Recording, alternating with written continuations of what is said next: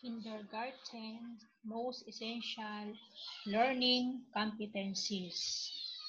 Third quarter, school year 2020 to 2021. Week 1.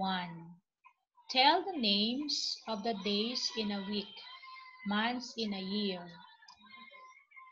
Nakikilala ang mga taong nakatutulong sa komunidad, halimbawa, guro, bombero, pulis, at iba pa. Week 2. Natutukoy ang iba't ibang lugar sa komunidad.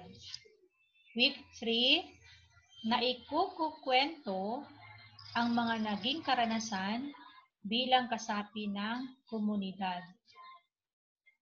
Week 4, nabibigyang pansin ang linya, kulay, hugis, at tekstura ng mga gandang bagay na makikita sa kapaligiran tulad ng sanga, ng puno, dibuho sa ugat, tahon, kahoy, bulaklak, halaman, bundok, ulap, bato, kabibe, at iba pa.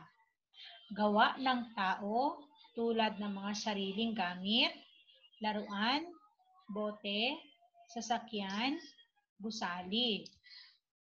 Week 5. Identify sequence of events. Before, after, first, next, last. Arrange objects one after another in a series or sequence according to a given attribute, size, length, and describe their relationship, big, bigger, biggest, or long, longer, longest. Week 6. Rote count up to 20. Week 7. Count objects with one-to-one correspondence up to quantities of 10. Week 8. Tell that the quantity of a set of objects does not change, even though the arrangement has changed. Example, the child should be able to tell that one set of counters placed in one-to-one correspondence and then rearranged still has the same quantity. Week 9.